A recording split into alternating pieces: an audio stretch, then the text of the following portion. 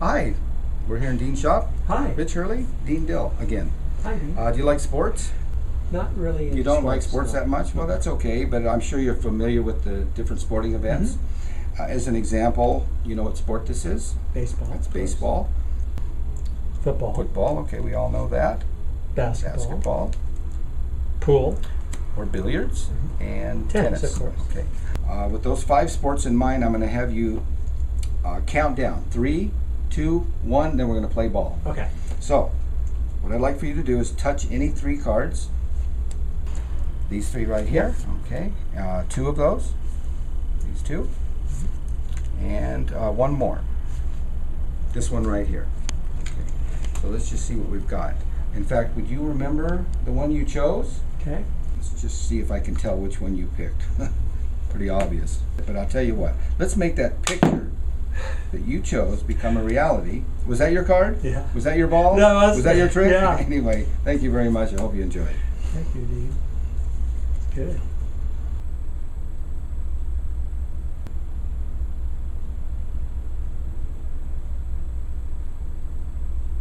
Okay, so here we go. The handling for the sports trick. And as you all know, the 8-ball trick has been done for years. There's many different methods. Everybody's got their own take. Some people force a black 8 and then cause the 8-ball to jump off the card. Personally, I've always wanted the picture to become a reality, and that's why I created this method using the sports balls. Here we go. I've got a baseball, a football, a basketball, a billiard ball, and a tennis ball. This card right here is a double card with a basketball on one side and a pool ball on the other. A blank card that has roughing fluid here and here, so they stay together. And the basketball goes right behind those 2. And then you can place the other ones in any order you like. Basically, you want the basketball next to the pool ball. So when you spread the cards, we've got a pool ball and a basketball. And the double card is here. I'll explain that in a moment. The beautiful part about this is the fact that you can literally spread the cards, show all the backs, you can show all the faces. Because of the roughing fluid, it keeps them together like they should be, so that at the beginning, when you want to handle the cards and show them, you can show them one at a time and drop them on the table. That's baseball. There's basketball. This is the double card right here, and you just toss it on the table. It lines up along with the rest. We've got the football and the tennis ball. So we got freedom of handling. And I found that whenever you use a roughing fluid or any deck that has a rough card, you want to push with pressure. The harder you push, the more it stays together. A lot of times guys try to delicately spread them, and when they do, they're going to separate. They just do. But you give them a death grip, spread hard, look at that. Everything stays together.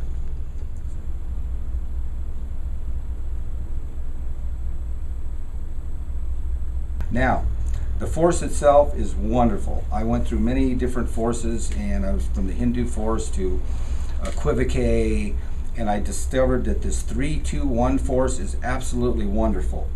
So let's explain that real quickly. And I want to force the pool ball, so I'll just turn it up in the packet.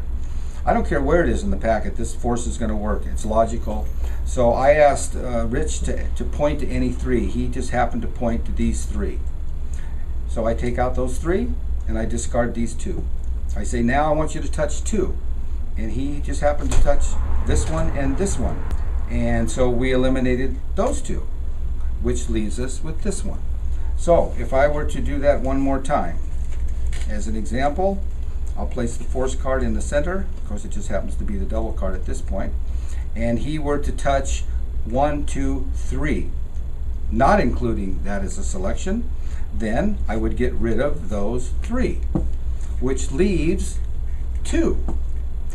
And then I would say, now pick 1.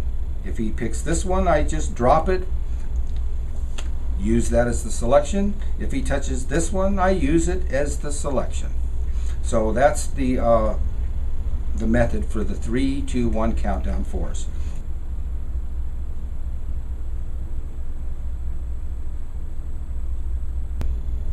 Now, here's the important part. The discards must have the basketball on the face, because in a moment I'm going to show the 8.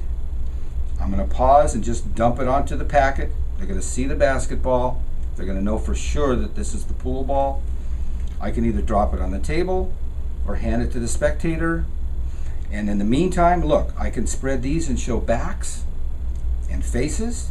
There's no discrepancies whatsoever here in this trick. And then I'm ready to steal the pool ball. There's 3 methods for stealing the pool ball.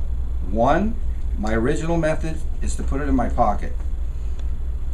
And I just steal it on the offbeat when people aren't focusing.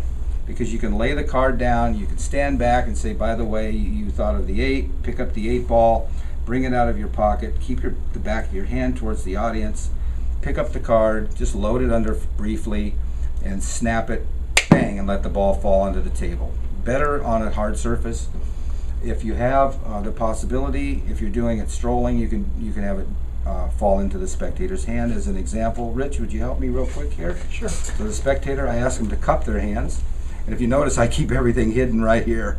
And then I just pop it right into their hand and put that blank card face up in their hand and let them just go from there. And so that's the method for using the spectator. If I'm going to do it off the table, I just bring the ball into the card. And I feel like that snapping this card and letting that baby hit is really spectacular. The harder the surface and that snap at the same time. Try as hard as you can not to open your fingers. Try to let the ball fall out so it looks like it's just falling off the card, and then you show it and it's over. That's it. That's the trick.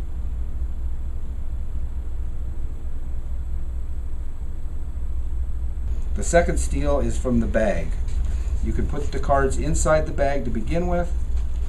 You can have the pool ball inside.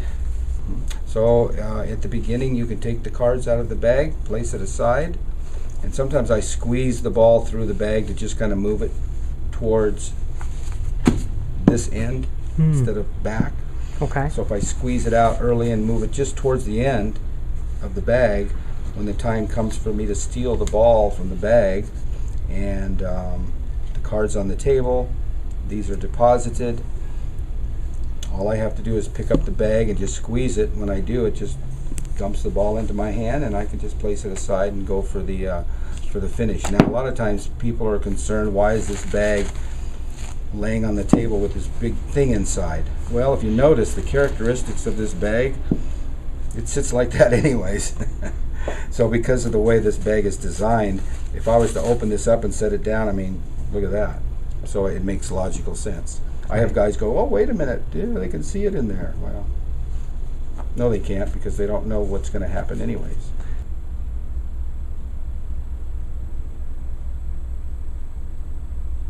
If you want the best method, and Joe Guzman, a friend of mine, was here last week, and we were talking about steals and how to get the ball, and he was messing around, and he said, well, I saw a guy dump it out of his sleeve one time, and it kind of just fell out, and he put it under his armpit and just dropped it into his hand. I went, whoa, Joe, I think we got something here. Wait a minute. You just dropped it into your hand. So the beautiful part is you can load the ball under your arm and make sure you've got a coat or whatever on, and it's slippery enough to fall, you know, right into your hand. Once you get used to it, I think you could do it about 10 out of 10 times. If you drop it, then use the other methods. But basically, you're here, there it is, and you're done. So at the end, you've got your blank card. You've got these on the table. I make a turn, and when I do, they can't see anything happen because I'm out of sight. So it's a simple matter of just taking your time and letting the ball fall in your hand and go for it. And swing around, pick up the card, and finish. And try not to open those fingers. Even though I do sometimes, I really try to think about not opening those fingers, because I really don't want them to think it fell out of my hand. So really try to focus on that. And I've seen guys practice this, and they still go, yep, good, and they still open the fingers. So watch yourself in the mirror. You'll be able to see.